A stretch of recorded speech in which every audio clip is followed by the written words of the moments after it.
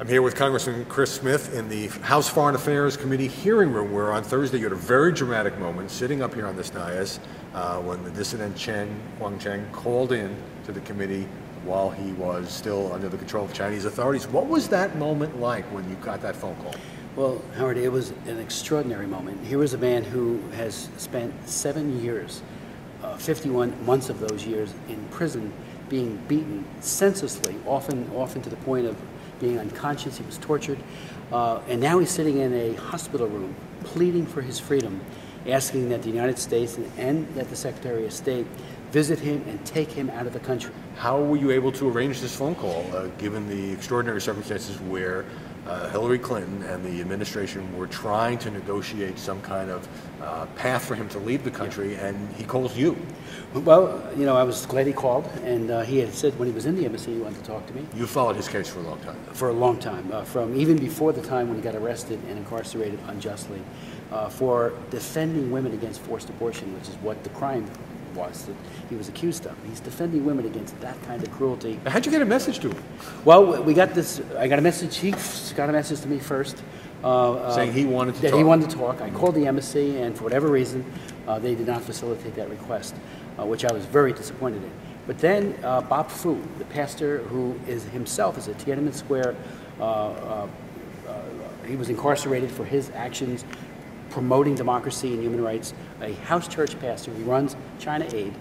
He kept calling all day, and he got through. The go-between. He got through, okay. And then Bob was able to, we put him on this microphone, and we're able to convey that message. Now, could it be said, Congressman, here you are, a Republican lawmaker, and the Secretary of State is in the middle of these extraordinarily delicate negotiations, a fast-moving situation to try to get Chen either out of the country or out from under the clutches of house arrest, and you suddenly have an emergency hearing. Could it be said that this was a bit of partisan grandstanding? Oh, absolutely not. You know, my record, 32 years in the Congress, I've chaired 364 foreign affairs hearings. We haven't been in control all that long.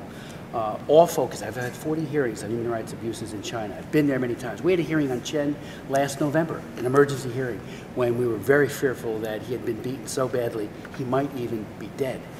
So you're not a newcomer to this issue. Absolutely not a newcomer, and I actually nominated Chen Guangcheng and two others, Gao Zhizhang and Liu Xiaobo, for the Nobel Peace Prize back in 2010. So this is a man for whom I have, and like others, a tremendous amount of respect, admiration.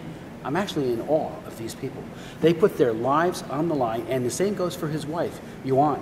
She has suffered just like he has. She has been beaten repeatedly for the same cause of defending women. I mean, it's an extraordinary narrative. Here's a blind activist who somehow scales a fence, injures his foot, and makes it 300 miles to Beijing. But how do you feel the Obama administration handled this? Because it did seem like he was changing what he wanted. At first, he did not want to come to the United States, and then he said he did want to come to the United States while the Secretary of State is there trying to attend an economic conference. Well, I think there were serious flaws in our strategy as a government. The idea that this had to be done in a hurried way before the big dialogue in Beijing, to get it off the table, to push him out the door, even though he was saying he wanted to stay in China, there needed to be a time of deep reflection before he decides, is it asylum that I want, or is it to stay in country?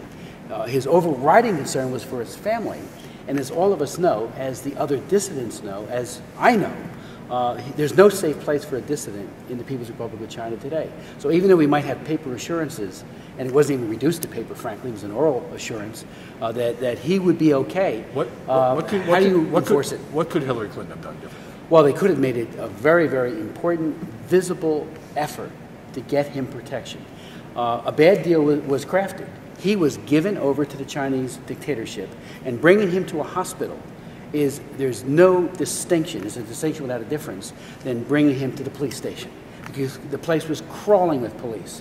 And certainly our embassy folks were soon gone out of his room, which heightened his apprehensions and worries that it's only a matter of time that he suffers the cruelty that he suffered for 7 years. And finally, at this moment... so what you could have done, what I really thought the mistake was hurrying him out the door. When I talked to him in the ante room before we put him on this microphone, you know, he said, I'm so appreciative of the State Department people because they were up all night. They haven't been getting any sleep. And I said, Chen, that's not a good thing. They're trying to get you out the door before Hillary Clinton's mission and Geithner all arrive in order to do their economic work. To avoid distracting To from avoid the summit? distraction. And even some of the people who have commented on this have said this would be an irritant to have Chen in the embassy. An irritant. We should embrace it.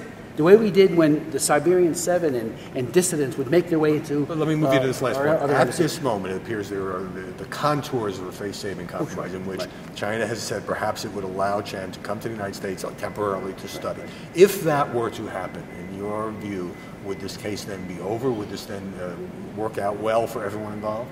No, I think it would be, there needs to be a lessons learned that our embassy should be the safe haven for those who are seeking some kind of protection, especially when they're as desperate as Chen Guangcheng was. But China or any other country would say that the United States is then interfering in its internal affairs. That's what South Africa said with apartheid. That's what the Soviet Union said when we combated anti-Semitism and their crackdown on the Orthodox Christian Church. They always said it's interfering. But these are universally recognized human rights.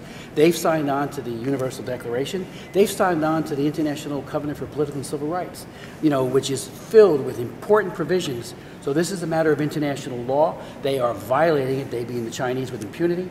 We have a duty to speak out. It shouldn't be an afterthought, which it has been in this administration. When Mrs. Clinton made her way to Beijing the first time, she said something that is infamous. She said, I'm not going to allow human rights to, quote, interfere, her words, with global climate change and selling U.S. debt. I know all the dissidents who have gotten out, who are now in the United States, like Wei Jingsheng and Harry Wu. They all said that threw the dissidents under the bus, because now they will be told, America, deprioritization when it comes to human rights. This administration obviously would say, like every administration, is trying to juggle human rights and other relations with foreign countries. Congressman Chris Smith, thanks very much for sitting down with us. We appreciate it.